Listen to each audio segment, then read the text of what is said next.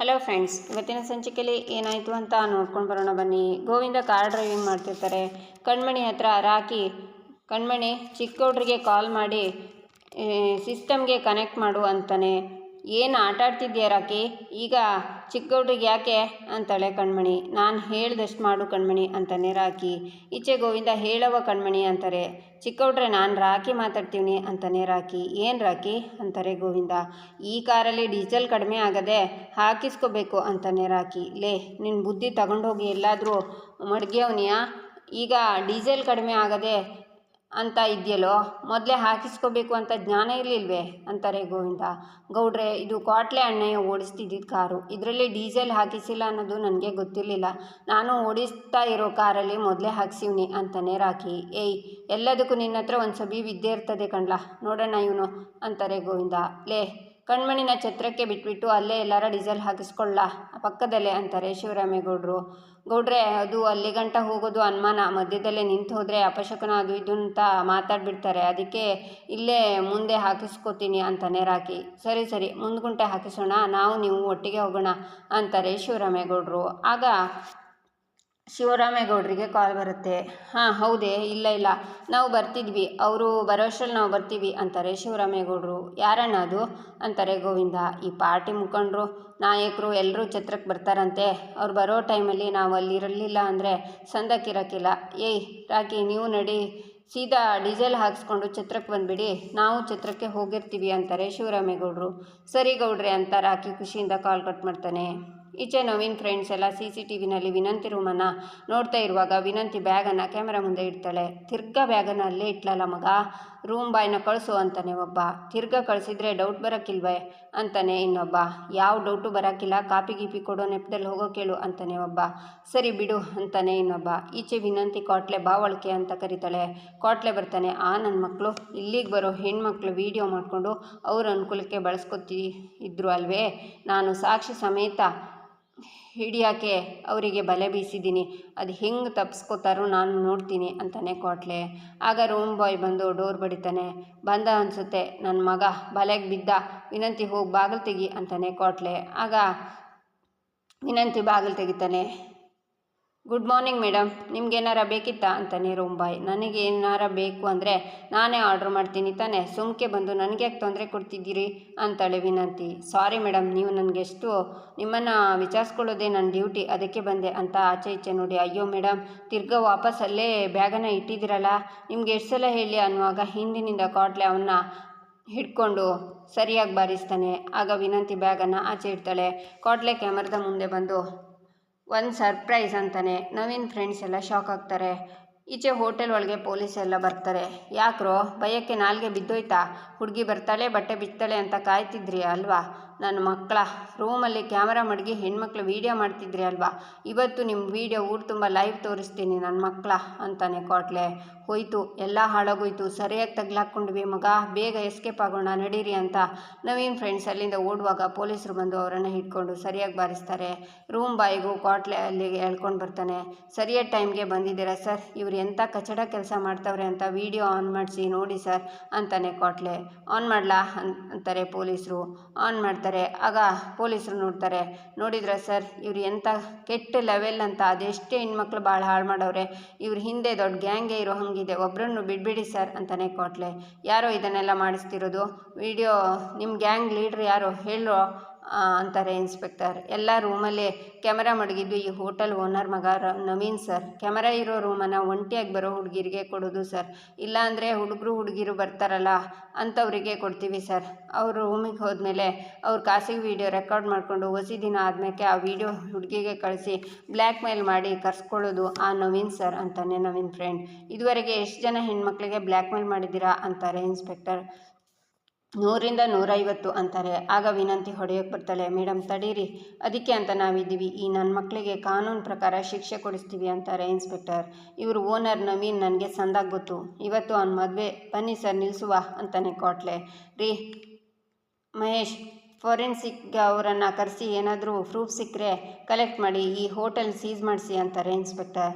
Sir ಮೊದಲು ಮದುವೆ ನಿಲ್ಲಿಸಬೇಕು, ಇಲ್ಲಾಂದರೆ ಅನಾಹುತ ಆಗ್ತದೆ, ಬನ್ನಿ ಸರ್ ಹೋಗುವ ಅಂತಾಳೆ ವಿನಂತಿ. ಎಲ್ಲರೂ ಹೊರಡ್ತಾರೆ.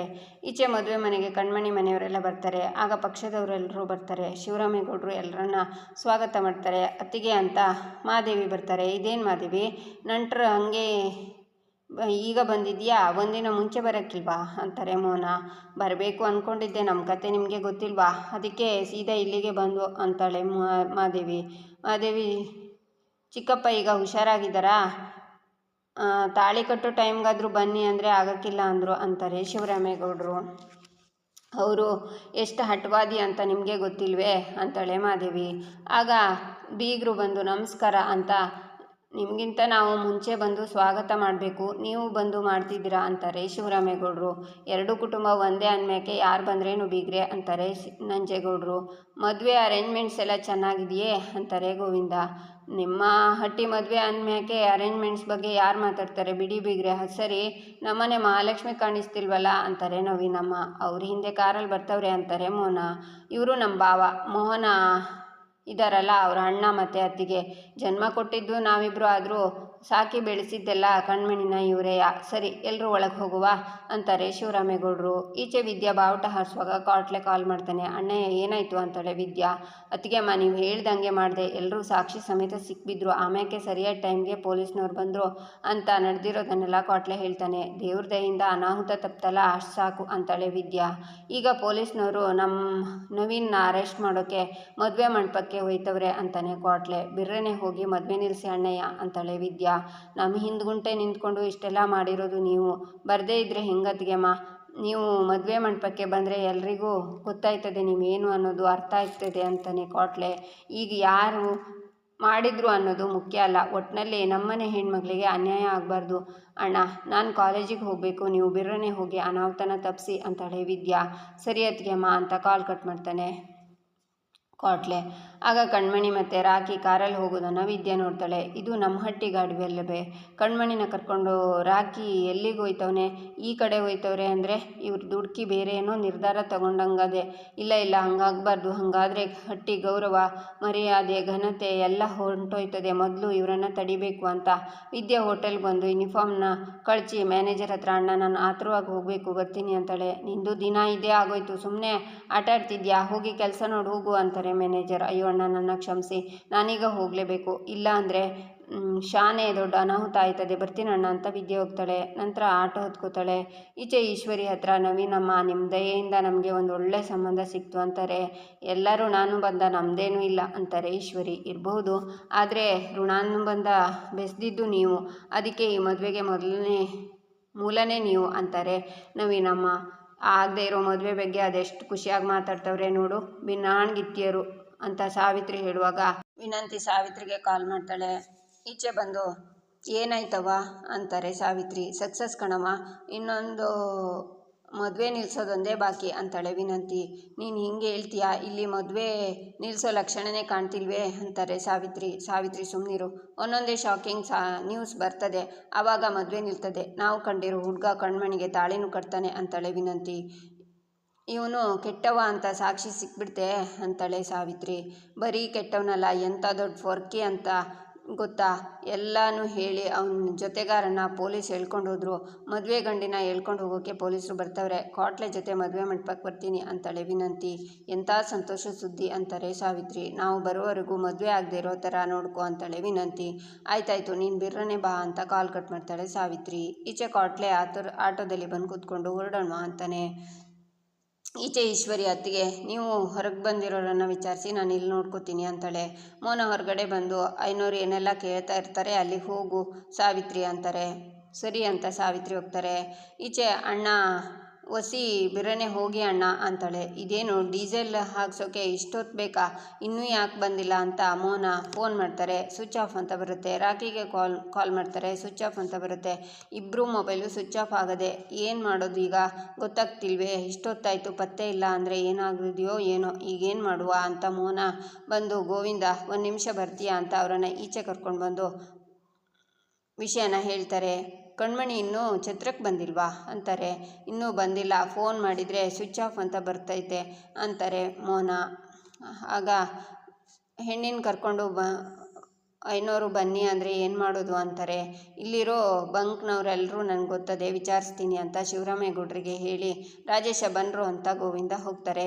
ಏಯ್ ಮೋನ, ಅದು ಅಂದ ಹಾಗೆ ಕಣ್ಮಣಿ ಬಂದ್ಲೆ ಅಂತಾರೆ ಶಿವರಾಮೇಗೌಡರು. ಹೌದು ರೀ ಬಂದ್ಲು ಅಂತ ಸುಳ್ಳು ಹೇಳ್ತಾರೆ ಮೋನ.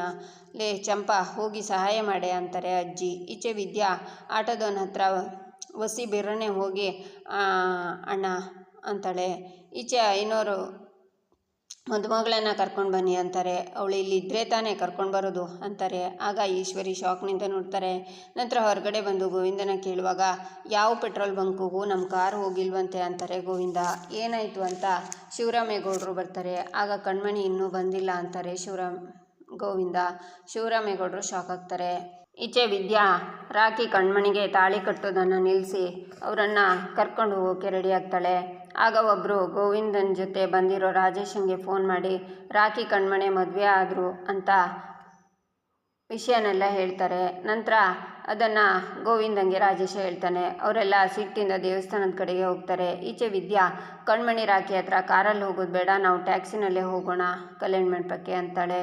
ಈಚೆ ಗೋವಿಂದ ಎಲ್ಲ ದೇವಸ್ಥಾನಕ್ಕೆ ಬಂದು ರಾಕಿ ಮತ್ತು ಕಣ್ಮಣಿನ ಹುಡುಕ್ತಾರೆ. ಎಲ್ಲೋದ್ರು, ಕೈಗೆ ಸಿಕ್ಕಲಿ ಅಂತ ಸಿಟ್ಟಾಗ್ತಾರೆ ಗೋವಿಂದ. ಆಗ ಒಬ್ಬರು ಬಂದು ಅವ್ರು ಇಲ್ಲಿಂದ ಹೋದರು ಅಂತಾರೆ. ಈಚೆ ಮೋನ ಶಿವರಾಮೇಗೌಡರು ಎಲ್ಲ ಆತಂಕದಲ್ಲೇ ಇರ್ತಾರೆ. ಈಚೆ ಭದ್ರಾ ಕಲ್ಯಾಣ ಮಂಟಪಕ್ಕೆ ಬರ್ತಾನೆ. ಕಣ್ಮಣಿ ಬಂದಿಲ್ಲ ಅನ್ನೋ ವಿಷಯ ಹೇಳ್ತಾರೆ. ಈಚೆ ಗೋವಿಂದ ಕಣ್ಮಣಿಗೂ ರಾಕಿಗೂ ಮದುವೆ ಆಗೋಯ್ತು ಅಂತ ಶಿವರಾಮೇಗೌಡರಿಗೆ ಫೋನ್ ಮಾಡಿ ಹೇಳ್ತಾರೆ. ವಿದ್ಯಾ ಮದುವೆ ಮಾಡಿಸಿದ್ದಾಳೆ ಅಂತಲೂ ಹೇಳ್ತಾರೆ. ರಾಕಿ ಕೈಗೆ ಸಿಗಲಿ, ಅವನ ತಲೆ ಕತ್ತರಿಸಾಕ್ತೀನಿ ಅಂತಾರೆ. ಆಗ ಮೋನ ಏನಾಯಿತು ಹೇಳಿ ಅಂತಾರೆ. ಏನಾಯಿತು ಹೇಳಿ ಅಂತ ಎಲ್ಲರೂ ಕೇಳುವಾಗ ಕಣ್ಮಣಿ ರಾಕಿ ಮದುವೆ ಆದ ಅಂತಾರೆ ಶಿವರಾಮೇಗೌಡರು. ಇಲ್ಲಿಗೆ ಈ ಸಂಚಿಕೆ ಮುಕ್ತಾಯವಾಗುತ್ತೆ. ಮುಂದಿನ ಸಂಚಿಕೆಗಾಗಿ ನಮ್ಮ ಚಾನಲನ್ನು ನೋಡಿ, ಸಬ್ಸ್ಕ್ರೈಬ್ ಮಾಡಿ, ಲೈಕ್ ಮಾಡಿ, ಸಪೋರ್ಟ್ ಮಾಡೋದನ್ನು ಮರಿಬೇಡಿ.